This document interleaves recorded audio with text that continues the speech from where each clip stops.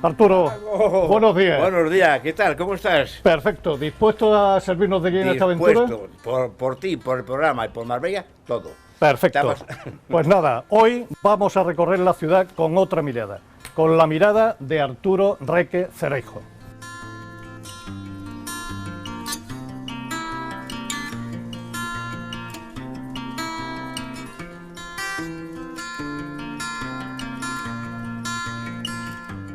Bueno, Arturo, ¿dónde y cuándo naciste? Bueno, yo nací el 35 en Madrid. Mis padres bolivianos. Ajá. Estaba estudiando Bellas Artes en Madrid. Conoció a mi madre. Antes de que yo saliera al mundo, se tuvo que marchar a Bolivia. ¿Por qué os fuisteis a Bolivia? ¿Por qué? Bueno, primero porque mi padre era boliviano. Segundo, porque ha sido considerado, modestia aparte, uno de los pintores más notables de Bolivia, ¿no? Ajá. De Cochabamba, ¿no? Sí. Y entonces él fue el único y primer reporte de guerra en la guerra del Chaco de Bolivia con Paraguay. Ajá. Y entonces, pues, se despidió de mi madre y cuando volvió rápidamente, pues llamó a no sé qué santo y dice, bueno, pues yo quiero un hijo que se llame Arturito. Y fui yo. Apareciste tú. En Madrid. Muy bien. Ese viaje que hiciste a Bolivia, que entonces los viajes eran largos y complicados, te dejó ese culillo de mal asiento que tienes ahora, ¿no? El espíritu de aventurero lo heredé de mi padre. Lo heredaste de tu padre. En Bolivia estuviste en La Salle, ¿no? En La Salle. Estudiando en La Salle. Allí tuviste como compañero de clase, creo que a un personaje que te dio mucha alegría verlo aquí después, ¿no? Sí, pues nada menos que a un premio Nobel. Ajá. ¿Tú sabes el nombre? Sí, Vargas Llosa, ¿no? Exactamente. Sí, teníamos ¿Era compañero tuyo? Sí, de la misma sala, de la misma promoción. Ajá. Y teníamos bueno, yo no sabía quién era entonces él, ¿no? Sí. Ni nadie lo conocía. Entonces teníamos, igual que aquí en España, unos pupitres con una cosita con la tinta, porque se escribía con pluma y tal y cual. Y eran ¿cómo era esto? Hermanos casi todos vascos. Ajá. Y hablaban de España muchísimo, y entre mi madre, que era muy castiza, una madrileña castiza, a más no poder, mi padre muy serio, pero muy aventurero, tal y cual, en el Colegio La Salle aprendí pues zarzuela, aprendí canciones, por ejemplo, vascas. Ajá. Aprendí música española, con muy pequeño, con 6 años, 7 años, 8 años, ¿no? Ajá. Y entonces yo tenía la cosa de España. Porque yo España, lógicamente, no la conocí, me fui con 2 años a Bolivia, ¿no? Sí. Y volví con 15. Con 15 años volviste aquí, no. Sí. Pero bueno, no me la extraña España. Ajá. Allí creo que, a pesar de que era una institución religiosa, era una educación bastante liberal, ¿no?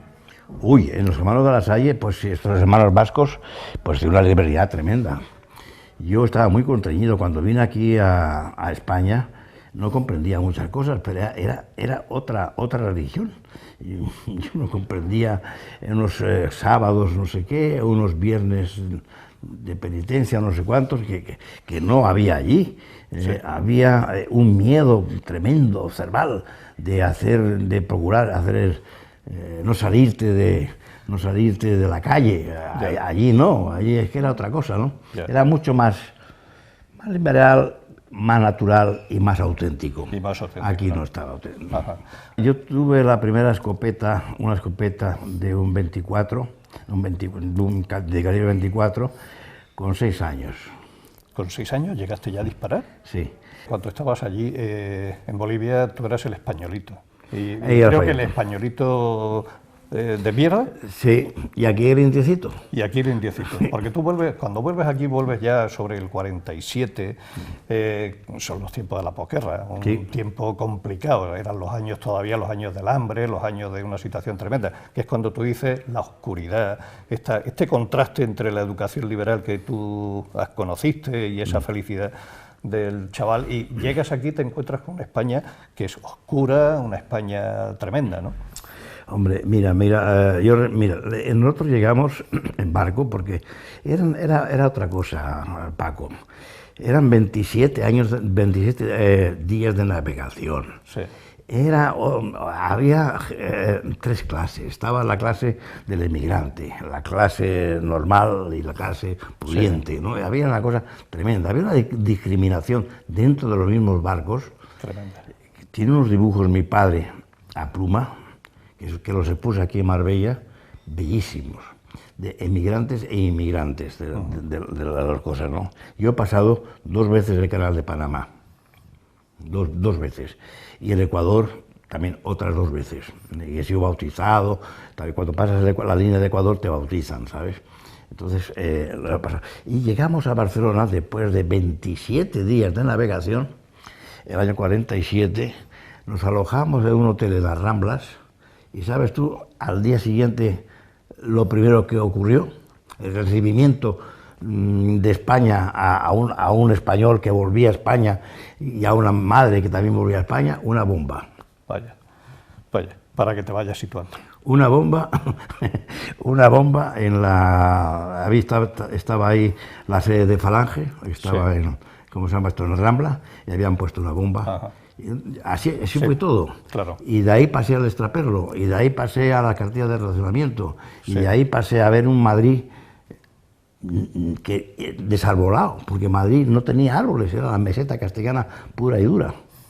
Tú siempre te he escuchado que un poco el reflejo de lo que era España en aquel momento es el cuadro de Goya, el del duelo a garrotazo. Exactamente, ¿no? Eso era España, ¿no? Y luego, pues toda esa, eso que hemos enseñado a los americanos. Mira, los incas no fueron 3 desarrapados. Ellos se movían con un concepto ético muy curioso. No robes, no seas perezoso y no mientas. Y con todo eso, pues era todo. Yeah. Y entonces la pereza la enseñamos nosotros. Es que el indio americano, meridional, central o del sur, que vemos en las películas, lo hemos enseñado. Ellos no eran así. Yeah.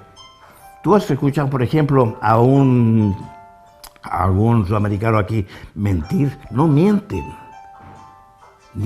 Te engañarán un poco, pero también nos hemos enseñado nosotros a mentir y a engañar. Luego llega a tu vida universitaria y en principio tú querías hacer medicina, pero parece que la medicina tenía demasiadas matemáticas para ti, ¿no? Y entonces es cuando decides hacerte abogado. Sí, fue el cambio de... Es que la cantidad de planes de escolarización que hemos tenido en España, pues fíjate tú, desde la época de Villalparasín, que fue cuando ocurrió, cuando yo me fui, me cambiaron de examen de Estado de preuniversitario a examen de Estado, o no sé si fue del Estado, una cosa tremenda, me cambié y dije yo, se acabó esto y me hice abogado. Ajá. Tuviste una universidad más o menos tranquila, ¿verdad? Era una época en la que no había demasiado tumulto, pero creo que en principio pasaste por muchas opciones. Primero creo que te acercaste un poco al carlismo, no sé si al carlismo o a las carlistas. Mira, ¿Cómo era sí, eso? es que lo normal era que un español emigrara ¿cómo se llama esto? América, pero no que inmigrara hiciera el camino al revés, no podía ser. Entonces yo era la cosa rara. Era la mosca en un vaso de leche. Y entonces fui carlista, fui falangista, fui ¿cómo se llama esto? ¿Cómo se llama? Del CEU. Sí. No sé, pero era por la cosa exótica, ¿no? De que tenemos un sudamericano en nuestras filas. ¿Me comprendes? O sea, le daba cierto brillo. Y el día que casi defenestraron a Lola Tamayo en San Bernardo, casi lo tiramos por la ventana al decano pues porque estábamos al lado de la Gran Vía, y entonces eso era peligrosísimo, ¿no?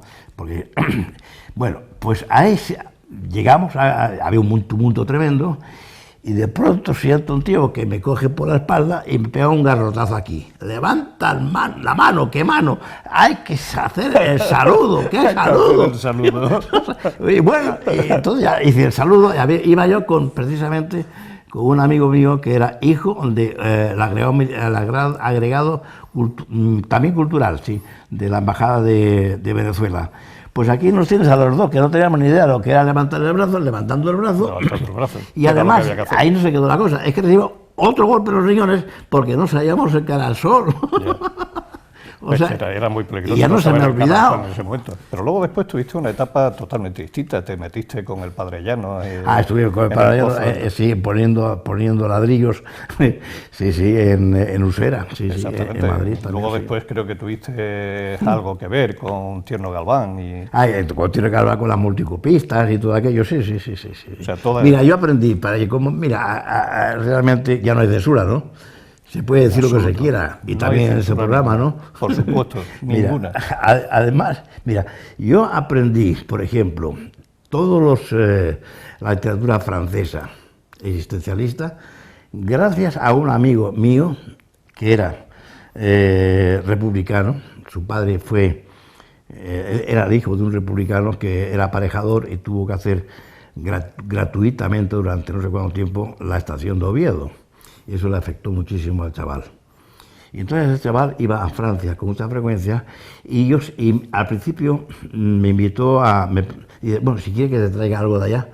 Y le dije, tráeme un libro. Y entonces yo leía a Sartre y todos los existencialistas, y música también, y discos, gracias a él. Aquí estaba prohibido. Aquí La Peste, por ejemplo, que me impresionó muchísimo.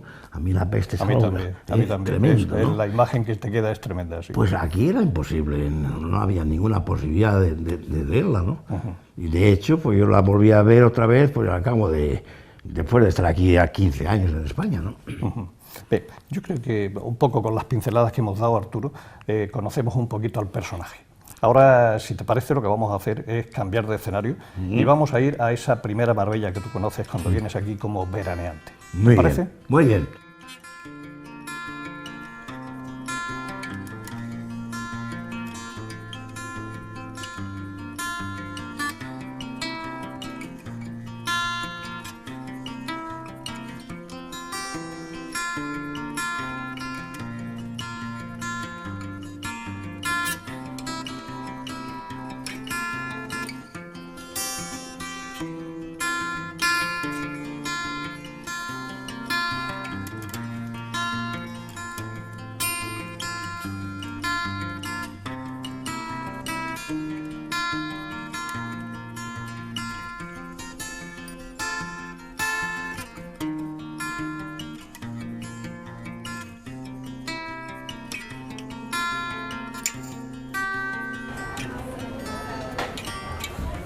Bueno, Arturo, ¿por qué hemos elegido este lugar? ¿Qué es lo que había en este lugar? En este lugar para mí es muy entrañable. Mira, yo conocí Marbella por una línea en el libro de geografía, en el bachillerato, en el Ramiro de Maeztu, que decía: minas de grafito únicas en Europa, Marbella. Marbella, y ya se me quedó aquí. Luego ya conocí, y entonces, a continuación de conocer Marbella, conocí a gente de Marbella. Y el primer sitio en el que yo caí fue el edificio que tenemos detrás nuestra, que es la pensión Cuevas. Esto antes de un restaurante fue una pensión. Con una atención preciosa de Juan Antonio, toda la familia Cuevas, bueno, la he querido muchísimo y la demo muchísimo. Exactamente igual que a la familia Palma. La Palma, de su madre, doña Nieves, pues en la calle Mayor fueron los dos sitios primeros de Marbella. Aquí he pasado en la pensión Cuevas, yo diría que casi un año. Pero esta historia empieza en el momento en que, porque antes ibais a veranear a San Sebastián. Llega un momento en que tu padre dice que allí llueve mucho y empieza a hacer... ¿Cómo fue eso? ¿Empieza a hacer una búsqueda por toda la costa? Claro, como mi padre entonces era agregado cultural de la Embajada de Bolivia en Madrid. Y entonces, en verano, todas las embajadas tenían que ir donde iba la corte. La corte veraneaba en San Sebastián y el caudillo, o el general Franco, iba a San Sebastián. Y nosotros cogimos una casita en Zarauz, un pueblo precioso vasco, precioso. Pero llovía. Esto, como fue muy poco tiempo después del regreso a España, pues lo primero que hizo mi padre es regalarnos a dos hermanos 2 Orbeas, 2 bicicletas Orbea. Sí. Pero claro, no podíamos montar con las bicicletas porque siempre estaba lloviendo. Entonces eran las medio vacaciones. Entonces tomó la decisión de buscar un sitio. Y empezó en Figuera, el Paco. Bajó toda la costa. Pasó por un pueblo que se llamaba Torremolinos, que se oía al Madrid algo de un pueblo que se llamaba Torremolinos. Y a continuación llega a la Cuesta Correa, ve la silueta de la montaña y dice, pero si esto es Cochabamba. Esto es Cochabamba, parecía la cordillera detrás de Cochabamba. Y un olor a pino tremendo. Bueno, casualmente también veraneaba aquí en Marbella ya José Solís. Sí. Hablan en Madrid y al año siguiente, a Marbella. Y alquilamos una casita donde está el edificio Mediterráneo, sí. Hoy día a pie completamente de playa. Dormíamos un verano, fíjate tú, comparando con Zarauz, dormir en la playa, para ser los primeros en despertarnos y recibir a los pescadores que venían a primeras horas de la mañana y ayudarles a unos cabestrantes, que eran una especie de maderas que se enceraban, y entonces la quilla del barco subía por ahí la barca hasta arriba. Tierra. Y eso se ponía pues unas sardinas, vígaros, ¿cómo se llama esto? Que tiene muchas espinas. Este molusco que se llama cañadillas. Es una especie de caracol que tiene muchas puntas, que es riquísimo. Entonces el problema de nuestro veraneo allí era 2 cosas. Una, que si íbamos a la playa y ya estaba el barco del mineral descargando o cargando obra en el cable, sí. Todas las playas de Marbella estaban llenas de chapapote. Ajá. Y entonces volvías a casa con los pies llenos de chapapote y era un verdadero rollo. Pero antes también había otro peligro, y era que jugando al fútbol en la playa pisaras una caracola de estas, claro, que te infectaba. Claro. O sea, que era una cosa tremenda, ¿no? Pero todo muy natural. El chapapote era natural, las estas eran natural, las sardinas eran natural, todo era absolutamente natural. Era una verdadera... No había nada de sofisticación en Marbella. Torremolinos sí. Ya. Torremolinos además era la que sonaba. De Marbella no sé, ya te digo, como te he dicho hace un momento, de Marbella únicamente yo personalmente conocía únicamente eso.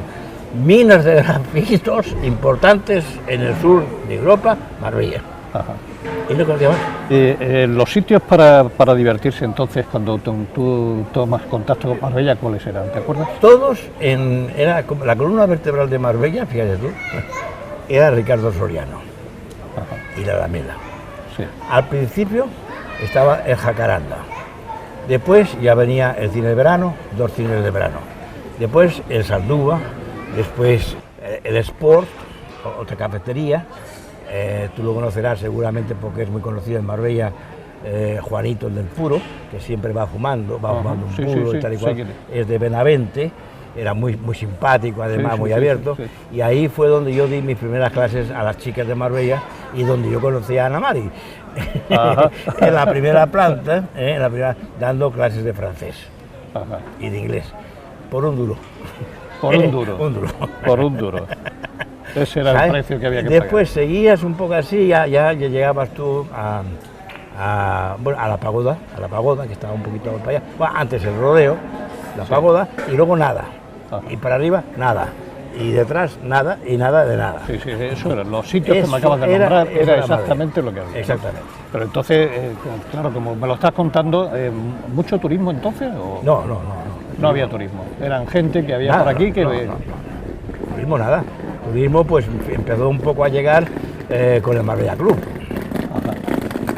Pero vamos, había turismo, pero no turismo con letras grandes, no era turismito, había. Sí. Pero además un turismo que, por ejemplo, de Córdoba, muchos cordobeses bajaban, sevillanos también, sí, a veranear aquí a la costa, pero ya te digo que no son representativos porque pasaban desapercibidos, y que nadie queríamos saber quién es quién ni nada. Sí, sí, eso no era importante. Lo importante era la vida tranquila que tenías aquí, el paisaje, la gente del pueblo, de la que me has hablado siempre, de que te sientes muy orgulloso de. Yo cuando empecé a cambiar mi chip, para mal, cuando empecé, ya te digo, conocí a tantísima gente importante en el Marbella Club, muy bien, han sido desde luego una gran propaganda y lo que tú quieras por Marbella. Pero es que toda aquella gente, mucha de aquella gente, no venían únicamente porque Marbella era muy bonito, eran porque se podía dar un pelotazo con un piso, una casa, un chalet o un esto, y nada más. Ya. Pero es que era así. Ya. En esa época en que tú llegas, ¿son muy acusadas las diferencias sociales aquí en Marbella, Arturo? Hay un... es que no había, mira, no había burguesía, por decirlo pronto y claro. No había una burguesía, había un mayorazgo, no había. Había grandes familias, sí, como la familia pues de los Lavigne, la familia pues gente nativa de Marbella, importante, y después nada. Toda la clase media, clase media abajo. Prácticamente había muy poquita, ¿no? No había. Y luego gente de la mar, gente de la mina, gente, luego gente de las huertas, del campo. Exactamente, bueno, es que Marbella, como dice la Mari, que está harta de escuchar de que Marbella era una población... Pueblecito de pescadores. De pescadores, era todo huertas. Mira, hemos estado en mi despacho, calle Calvario, ahí acababa Marbella. Y luego estaba muy lejos Guadalpín, lejísimos, pero pasé a Guadalpín, bueno, ahí dejaba yo la bicicleta con mi padre, en un transformador que había justo enfrente de mi despacho, justo. Dejábamos las dos bicicletas allí y empezábamos a cazar.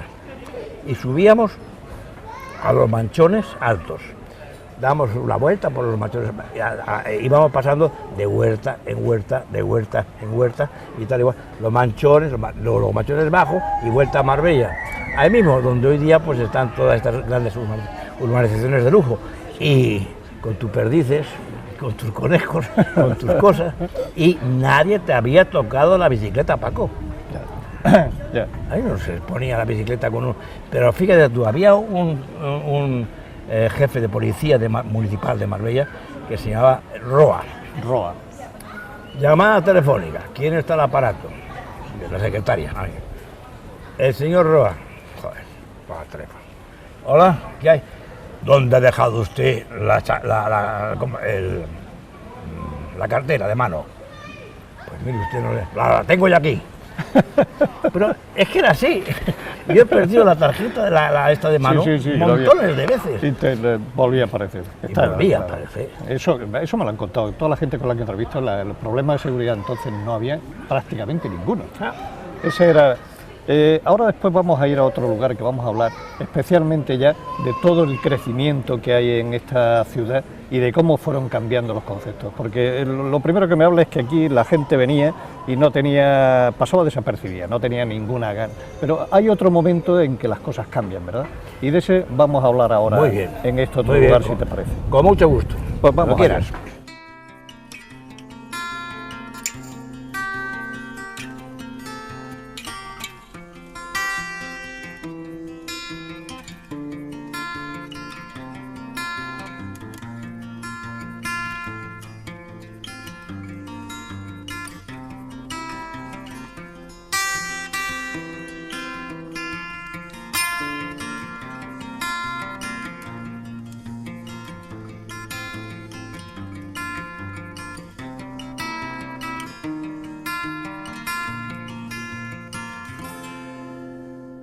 Cuando yo llegué, el año 54, venía yo a veranear, y empezaron una serie de embriones de urbanizaciones aquí en Marbella, Ah. que ya eclosionaron más o menos en el año 60. En fin, por ejemplo, pues el Cortijo Blanco. O sea, por que, ejemplo, que sí era un buen momento, ¿no? Que era un buen momento porque estaba empezando ese desarrollo y... Sí. ¿Cuántos abogados había aquí entonces? No, no éramos nada más que había un procurador, Jaime Durán, estaba Antonio Gálvez, al que le deseo que se ponga bueno pronto. Llegó después Criado, Pepe Criado, y yo no recuerdo a nadie más. Y bueno, y sí, un abogado de Ronda, Rodríguez, y nada más. Lo normal, me contaste que era que los abogados venían de Málaga.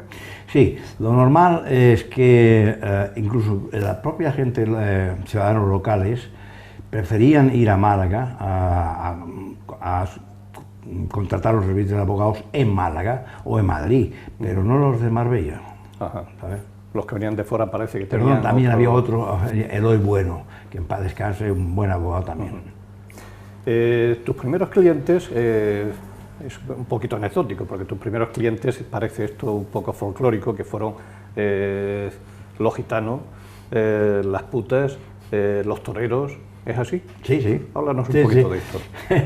Bueno, es que a mí, por ejemplo, el mundo gitano siempre me llamó mucho la atención. Era algo muy representativo de la España que yo conocía, o que yo he oído hablar en Bolivia, ¿no? Sí. De farales y cosas así, y sobre todo los gitanos. Entonces los gitanos era un pueblo muy respetado y no conocido. Entonces inmediatamente yo me hice amigo a través de nuestro buen y querido amigo Salvador Aguilar, porque aquí en Marbella no había nada, y él era la mano derecha del dueño del Jacaranda, Sí. de Jacaranda, ¿no? Y ahí me presentó pues a los gitanos que iban a bailar y a tocar y a cantar, ¿no? Y me hice mucho amigo de la Chichi, de la Manco, del Muerte, del Taroque, era un mundo estupendo, ¿no? O sea, si yo de algo puedo presumir, es de haber conocido a esa Marbella, nada ficticia, nada sofisticada, auténtica, porque eran personas auténticas, porque todavía no estaban maleadas. Cuando llegó la especulación urbana y tal y cual, se estropeó. Ya. Creo que hay una anécdota relacionada con este conocimiento que tú tienes del pueblo gitano, que tiene que ver con unos huevos de obsidiana, ¿no? Sí, que eran de una amiga tuya, sí, creo. Sí, una clienta que después se convirtió en una amiga, que coincidió con mi esposa, que tuvo que estar en cama, una serie de problemas, y ella pues la atendió en la cabecera, le hacía compañía. Era una famosa actriz, Anita Ekberg, un espectáculo de mujer, una mujer rompedora, que por cierto, una mujer muy mal reconocida, porque de eso de mujer come hombres, nada, era una mujer que hacía punto de cruz, hacía crochet y sobre todo hacía tontería, colección de huevos de obsidiana. Ajá. Bueno, porque le había gustado cuando estuvo en Chile, en México, filmando, le gustó aquello, ¿no? Y un día suena el teléfono y me llama: Arturo, me han robado. Bueno, ¿pero qué te han robado? Dice: no, mira, vente a casa y te lo explico. Bueno, ella tenía en Río Verde. Llego yo allí y la encuentro completamente hecha polvo. ¿Qué te ha pasado? ¿Han robado algo? ¿Las joyas? No. ¿Qué? Los huevos de obsidiana. Se han llevado toda la colección. Era lo que ella le tenía un valor emocional tremendo. ¿Qué hago yo? Entonces hablo yo con quién, con el Muerte. Con el Muerte. Y digo: Muerte, mira, tengo una amiga, un cliente y amiga, que le habéis robado los huevos de obsidiana, porque otra persona no puede ser, porque eso era una tontería. Ya. Y dice: bueno, pues don Arturo, no se preocupe, que ahora es la hora de comer, a las 6 de la tarde por ahí, ¿le viene bien? Le viene bien que los devuelvas ahora. Los huevos están ahí. Y efectivamente, los huevos devolvieron. Y los devolvieron, ¿no? Ah, sí, y sí, los sí. devolvieron. Y eso, lo contaba yo con Adita y nos reíamos. ¡Qué barbaridad lo que nos reíamos! Es que ellos conocían todo, todo. Era una gente, era una gente tan sencilla, tan auténtica, tan pura, que yo estaba completamente entusiasmado con ellos. Sí, pero también es verdad que el gitano necesita presumir de que es amigo de un señorito, también. ¿no? Sí, de lo que era un el señorito, abogado, porque eras el abogado. Eras el abogado, no sé qué, sí, es verdad. Eso es así, ¿no? Sí. Luego, el hecho de hablar idioma ya te van metiendo en el mundo este de los corredores, de la compraventa, ¿no? Me dijiste 3 preguntas fundamentales en ese mundo de la compraventa. Efectivamente, ¿no? O sea, todo lo demás, pues si había alguna carga en el registro de la propiedad, pues nada, ahí se cerraban los ojos y se hacía la operación, ¿no? A lo mejor pues había ahí una colada del siglo XVI, una servidumbre del siglo XIX, yo qué sé, ¿no? Sí. Pero las preguntas clásicas eran si había agua, si había luz y si había acceso. Ajá. La luz, pues sí, hombre, por Dios, ¿cómo no va a haber luz aquí? Pero usted, mire usted, ¿ve usted ese transformador? Ahí se puede enganchar, ¿no? Ahí se puede enganchar y no hay ningún problema. Hay que convertir porque viene en alta y tal, no hay ningún problema. El agua, usted mire usted un pozo.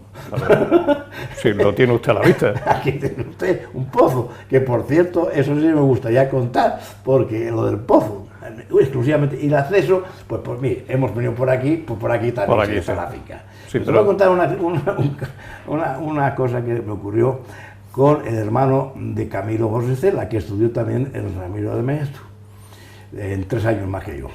Y él jugaba a baloncesto, también muy alto y tal y cual. Ajá. Y bueno, sí, ahí hacíamos amistad porque jugábamos al baloncesto, al fútbol y tal y cual. Y yo me vengo a Marbella y al cabo de 4 o 5 años me llama. Hombre, ¿cómo estás? Mira, a lo mejor me puedes echar una mano, voy a comprar una finca en Estepona, que es la finca donde están los Granados hoy día. Caramba, es muy grande. Pues muy bien, de acuerdo, pues me voy para Marbella y después vamos a Málaga y firmamos en Ávila Pla, firmamos la escritura. Bueno, y hoy llega, le recibo en el aeropuerto y me pregunta, ¿has comprobado si tiene agua, luz y acceso? Y yo, sí, hombre, me ha dicho yo que estos los corredores, que sí, que lo hay. Compruébamelo, por favor, y no quiero firmar ni pagar nada hasta que no sepa que tú me garantizas eso. Llamo yo a los corredores, que eran 3 camareros de Estepona. Mire, no se va a firmar esto porque el cliente dice que hay que garantizarle que haya agua. Se empiezan a mirar entre ellos. Bueno, no se preocupe usted que mañana hay agua. Mañana vamos allí y hay agua. A las 9 de la mañana del día siguiente, antes de ir para Málaga, me voy a Estepona y los pozos llenos de agua. Voy para allá, se firma, se paga, adiós. Nosotros firmábamos también con Oliver Sacristán o con un notario de Estepona, y íbamos con mucha frecuencia a Estepona. Y un día digo, voy a ver el pozo. No había ni gota de agua. ¿Qué habían hecho los tíos? Pues ya me lo imagino. Llenarlo, ¿no? Se habían dedicado la noche antes a llenar todos los pozos, ¿no? Bueno, claro, esto son de las anécdotas. Pero entonces no había tampoco un plan director que organizara el territorio, ¿no? No había algo. No. O sea que allí se podía hacer todo. Todo. La prueba es que, por ejemplo, estas urbanizaciones de Marbella, como estoy diciendo, pues están completamente hechas ahí a puntapiés, porque no había ni acceso, ni viales, ni asfaltado, ni aceras, Ya. No había nada. Pero prefiero, Arturo, ¿el sobrecito se llevaba o no?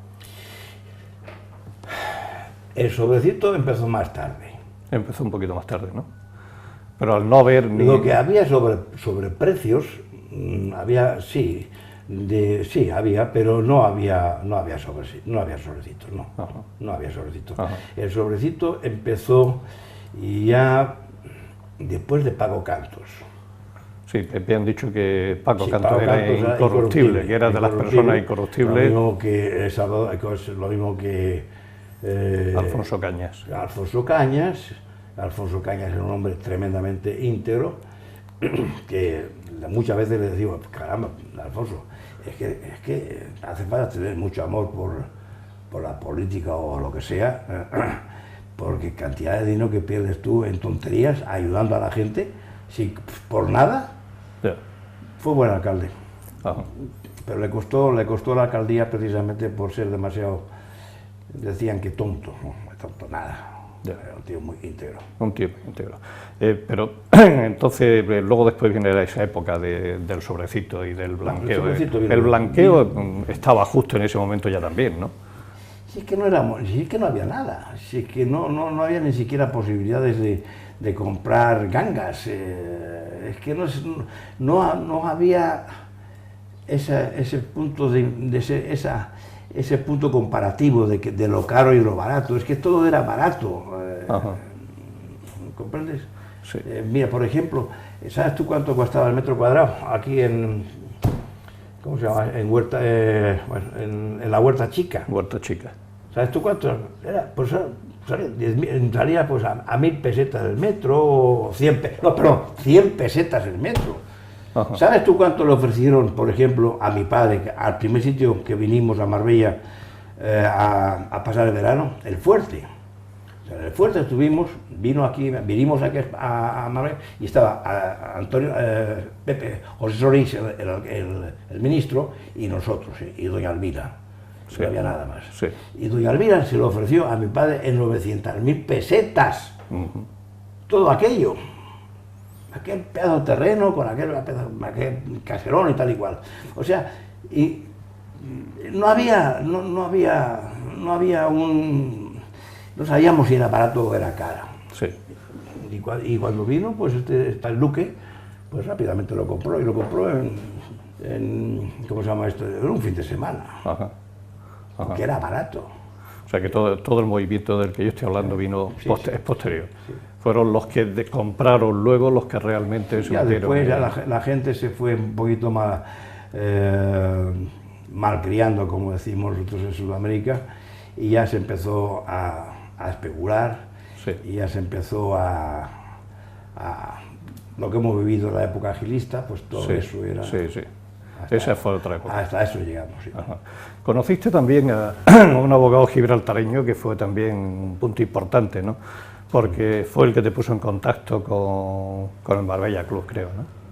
Era un abogado que vive todavía, buen compañero, Luis Triay, era padrino del duque bueno, él ha sido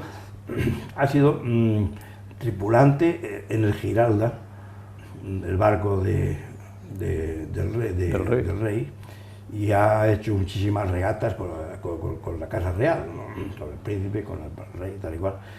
Y era muy amigo de Alfonso Hohenlohe, porque Alfonso Hohenlohe está emparentado íntimo amigo de Luis Triay. Y entonces, porque aquí yo llegué hablando idiomas, pues me introdujo en el Marbella Club, del cual salí a los 12 o 13 años. Llegué a ser íntimo, bueno, no íntimo, muy amigo de Alfonso Hohenlohe. Con Alfonso Hohenlohe he ido a cacerías, con Alfonso Hohenlohe he ido a inauguraciones a Alemania, hemos estado... y entonces era, que te digo, me ayudó muchísimo eso que me enseñó mi padre, a ser un viajero y que no ser un turista. Y allí donde estés, mira a la gente y no mires hacia abajo, mira a la gente, conoce a la gente, conoce al pueblo. El pueblo te va a decir, el pueblo te va a cambiar si está lloviendo o hace sol o hace viento, es una forma de ver el pueblo, pero, que te va a gustar mucho, pero si está nevando pues ya no te gusta, porque tú tenías la idea de un pueblo con palmeras, pero la gente no, la gente, el ser humano es desde que nace, es eso, ¿no? Y eso me ha encantado. Porque ahí empezó, por eso te digo a ti que el tema de los gitanos lo tenía completamente. Yeah. Muy bien, Arturo. Ya conocemos un poquito lo que fue un poquito tu vida profesional. Ahora nos vamos a ir a un lugar muy especial para hablar de lo que fue el crecimiento de Marbella.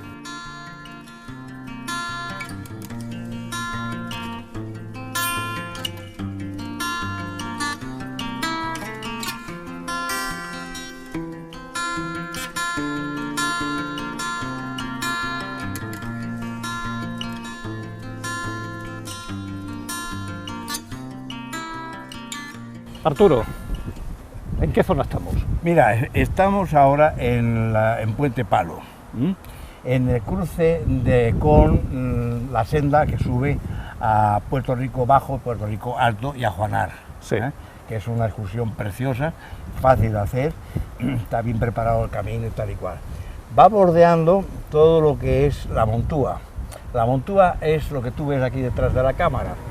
Es lo que te dije al principio, una urbanización frustrada, sí, de lo que pudo haber sido y no fue.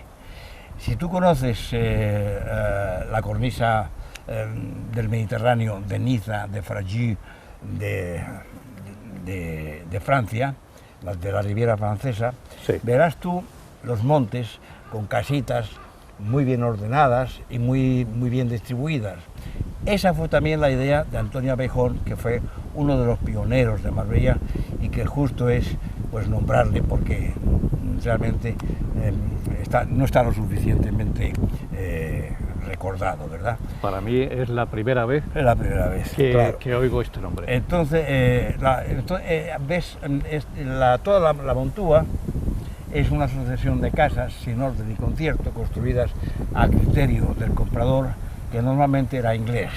Sí. Inglés que viene de colonias decolonizadas, por llamarlo, de Kenia. Sí, cuando se produce la descolonización de toda África. Exactamente, buscando un sitio agradable, pero que estuviera también al mismo tiempo cerca, que fuera natural, y cerca de la civilización o de alguna civilización. Sí. Y esto cumplía todos los requisitos, ¿no? Ajá. Pero después se abandonó porque no tenía experiencia, era un empresario, pero no era un urbanista.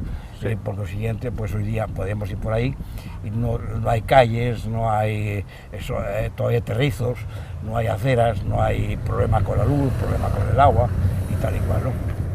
Este entorno, por ejemplo, que podía haber sido una masificación de casas, están perfectamente distribuidas, también parte también de la Montúa, parte de la Montúa. Pero ya esto un poquito más desarrollado, no por Abejón, sino ya por los propios compradores, ¿no? Además era muy curioso porque era gente que vivía como ellos se encontraban en Kenia, es que es igual, es que vivimos en paz y armonía y volvemos otra vez al bucle, a cerrar el bucle como siempre. Es que era gente que no quería que se les viera, querían pasar lo más posible desapercibido y que no se les molestara, que no tuvieran un periodista detrás, una cámara fotográfica robándole un beso a no sé quién. No. Entonces, mi recuerdo primigenio de Marbella es la Montúa. Aparte de los británicos, Arturo, aquí llegó también una comunidad judía importante, ¿no? Sí, fundamentalmente de la familia o relacionados con Ohio, con la familia Ohio, que hicieron, pues, empezaron a hacer una urbanización, pero lo mismo, no muy empresarialmente, pero no comercialmente, pero no con un gusto urbanista lístico, no había eso, ¿no? Después, pues hubo, por ejemplo, una inmigración chilena, muchas que tampoco se conoce mucho, pero hay muchos edificios y muchas urbanizaciones llevadas a efecto con capital chileno. Supongo que cuando hablamos de Chile estamos hablando de la época de Salvador Allende, que es cuando salen algunos... Entre los 3 años de Salvador Allende a la llegada de Pinochet, hubo una cantidad de chilenos que vinieron a España o a diferentes partes de Europa, del mundo, muchos de ellos aquí a Marbella. Sí. Aquí se establecieron. Ellos venían, por ejemplo, con ya una experiencia y una visión de futuro urbanista importante, ¿no? Sí. Como por ejemplo mi compadre Villarroel, Sí. que ayudó, pues, Sí. en fin, al príncipe Alfonso a hacer el puente romano, ¿no? Sí. Si no hubiera sido por él, hubiera sido, pues, un montón de casas de cuadradas y nada más. Pero el respeto que tenía Melvin por la naturaleza, pues único, ¿no? Sí. Después ya los Larraín, por ejemplo, llegaron, hicieron la Torre Real. La Torre Real es de la familia Osandón de Valparaíso, de Chile, también chilena, huyendo también de Allende, de Salvador Allende, ¿no? Que luego algunos se quedaron y otros regresaron a Chile una vez pasado la tormenta Sí, aquella tormenta, ¿no? Después alemanes, por supuesto, atraídos por el Marbella Club, muchísimo alemán. Y después, curiosamente, Paco, que me hace esta pregunta, es curioso porque al final, en los últimos 10 años, se ha convertido, es una barbaridad lo que voy a decir, pero una especie de sumidero de todos los pecados económicos europeos. Por ejemplo, ¿dónde han ido los grandes mafiosos rusos? Pues están aquí. Están aquí. Están aquí. Yo he tenido, por ejemplo, como clientes, tampoco estoy rompiendo ningún secreto profesional, al mayor contrabandista de armas sueco. Estaba aquí en Marbella, Ya. con una gran casa aquí en Marbella. Aquí fue detenido. Sí. Te puedo contar barbaridades como esta, que no son anécdotas graciosas para llenar unas notas de sociedad o lo que sea, o de sucesos. Pero, por ejemplo, ¿a dónde se fueron los que atracaron el tren de Glasgow? A Marbella. ¿Dónde murió asesinado uno de los cabecillas del tren de Glasgow? En Marbella. Pero eso ya ocurrió al final, o sea que Marbella, se ha utilizado Marbella como si fuese el paraíso para muchos de ellos, la gente que ha venido, te digo, de África y tal y cual, como por ejemplo para los grandes comerciantes. Aquí es un sitio donde se puede hacer tratos y se puede hacer negocios y tal y cual. Y tercero, pues aquí es el sitio donde nos podemos ocultar. Sí, eso siempre han dicho, que en estos lugares pasa Aquí desapercibido. Aquí yo recuerdo también, allá por los años 70, con un policía secreto que tenía servicio en el Banco Coca, sentados en el Saldúa, tomando un café, y decirle un policía al otro policía, dándole un golpe con el brazo: Pepe, ¿has visto a Chati? Ya lo he visto, disimula. Y ya, al cabo rato le pregunto: oye, Pepe, ¿de quién estabais hablando? De uno de los cartelistas más gordos de España, el Chati. Paseando tan campante por Ricardo Soriano enfrente al Saldúa. Bueno, entonces quiero decirte con esto que si el nuevo plan de Marbella, por ejemplo, es lo suficientemente atrevido para sacrificar a lo mejor a que muchos no especulen todo lo que pudieran, sino menos, constreñir un poquito aquello, eso se agradecerá en el futuro. En el presente se enriquecerán y en el futuro nosotros nos empobreceremos. Ya. Volviendo un poquito a la pregunta que te hice al principio, hay una serie de grupos, quizás uno de los grupos que no hemos hablado todavía es el grupo que viene de vascos, que se sitúan por ahí por Guadalmina, ¿verdad? También. Que vienen además huyendo de algo muy concreto, claro, que era la ETA, ¿no? Ahí tienes tú. Bueno, claro, es que entre todas estas migraciones que ha sufrido Marbella, pues ha sufrido, por ejemplo, ha sido el nido secreto, el nido de águila de muchos nazis. También, ¿no? Hombre, por Dios, pero muchos nazis, entre Estepona y Marbella y Fuengirola. Sería curioso, pues, en fin, hacer un poco de un estudio un poco profundo, y realmente, en el fondo, está un Messerschmitt, Ya. está un no sé quién, está un no Ya, sé cuántos y ya, tal y cual, ¿no? ya. Eso, y con los vascos, pues exactamente lo mismo. ¿Dónde nos vamos a ir? Pues, ¿por qué no a Marbella? Y toda la gente que huyó de Vasco se refugió aquí en Marbella.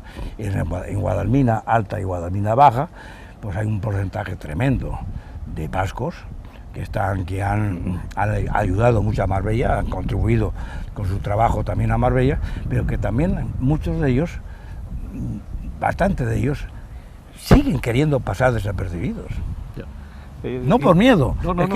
Ya te veo que insistes mucho siempre en esa idea. Para ti creo que fue lo más terrible, fue ese cambio que se produjo de esa época en que la gente venía aquí a pasar desapercibido a esta otra época donde es todo, absolutamente todo lo contrario. Que la gente quiere que se sepa que está aquí, ¿no? Claro.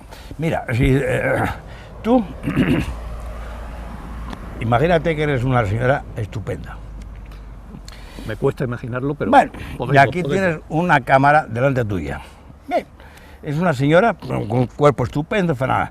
Pero si te pones una Pamela aquí rarísima, oye, ya eres algo serio. ¿Tú qué necesidad tienes de ponerte una Pamela? Si ya estás estupenda, vente guapa, sin la Pamela.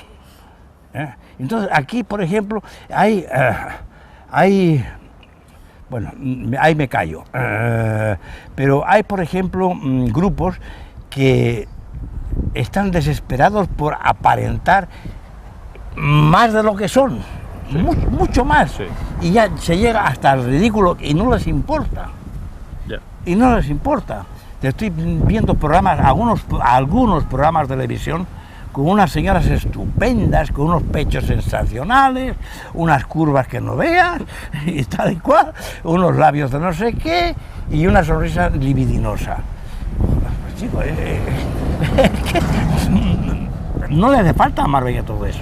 Marbella es mucho más que todo eso. Es mucho más que todo eso. Y lo siento mucho, y me pongo muchas veces un poco exagerado. Bueno, la verdad es que tú siempre has dicho que Marbella te lo ha dado prácticamente todo. Sí. Todo. Sí. Es tu profesión, pero es tu forma de vivir, que es tu...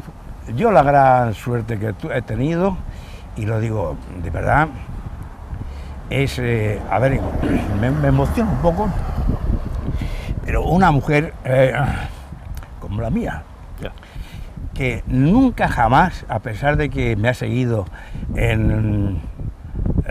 atendiendo gente importante y tal y cual, jamás ha querido aparentar. O sea, la familia Mata, que fíjate tú si tiene tradición aquí en Marbella, ella, Ana Mari, jamás ha querido ser la primera en nada. Y te digo otra cosa más, yo la veo con una envidia horrible. La envidia no es mala, la envidia es buenísima. Y sabes tú por qué te digo todo esto, porque tienen un grupo de amigas de la juventud de Marbella, marbellí o marbellera o marbellense, como tú quieras, que se reúnen todas las semanas para hablar de cosas nimias y de tonterías. Lo sé. Todas las semanas. Lo sé, los conozco. Tú las conoces. Es digno de admiración a todas ellas, que prescinden por completo de posiciones sociales y disfrutan hablando de su Marbella antigua o de su Marbella, la critican su Marbella presente, pero la critican además con tolerancia. Han sido lo suficiente. Yo soy mucho más agresivo. A mí, yo no acepto, por ejemplo, algo que decís vosotros los andaluces, cuando te están pisando un pie y te dice, oye, que te están pisando el pie, Arturo. Y tú contestas, no importa, ¿para qué le voy a molestar? Que siga pisando. No, señor, no pesa usted porque es mi pie, usted no tiene derecho a pisarme el pie. Usted quite el pie, ¿no? Entonces, esta reunión de esto, todavía les falta un poquitito dar un salto para ser un poquito más críticas. Sí. Aceptan, se conforman con lo que hay. No, señor, hay veces que no hay que conformarse, sí. Hay que decir, no, señor, usted no me pisa el pie porque es mío. Sí. ¿Crees que no somos capaces de defender con mucha claridad lo nuestro? ¿Crees que exactamente. Dejamos pasar?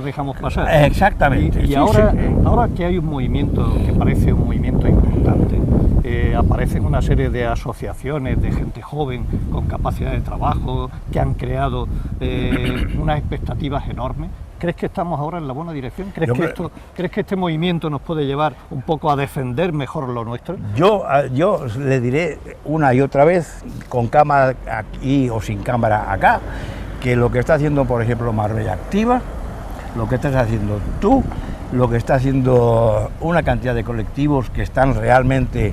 Entre ellos Marbella by Civic, creo que la conoces. Sí, un poco, y están dando su voz a pie de calle, no detrás de una puerta, y no, por favor, te lo voy a decir calladito, no, bomba, y lo están haciendo. Es muy criticable, muchas veces no llegan a terminar todo lo que están haciendo, pero por lo menos lo intentan. Porque nadie es perfecto, nos equivocaremos más tarde o más temprano. Tú no eres perfecto, yo no soy perfecto, nadie es perfecto. ¿Me comprenden? Entonces la ciudadanía tiene que ser un poco tolerante y al mismo tiempo abiertamente agradecer a todas estas asociaciones de que hemos hablado por la labor que están haciendo. De verdad, yo estoy encantado. Pues nada, Arturo. Hasta aquí hemos llegado con esta entrevista. La verdad que sé que nos queda mucho por hablar, mucho por hacer, que esto continuará en cualquier otro momento, pero si quieres añadir ahora alguna otra cosa, es el momento. Si quieres decirle algo a Marbella, de la que sé que te sientes muy orgulloso, yo sé que tú eres un marbellero de adopción, pero que nadie te puede decir que no sientas profundamente Marbella. Mira... Yo se me ocurre decir a Marbella, que me está escuchando, a una hora que se podía estar viendo el fútbol a lo mejor, que yo soy lo que soy.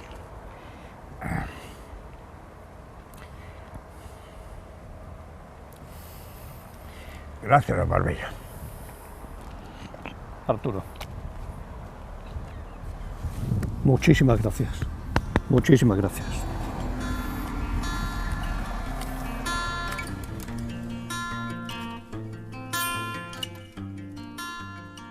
Esta semana se despide con otra mirada.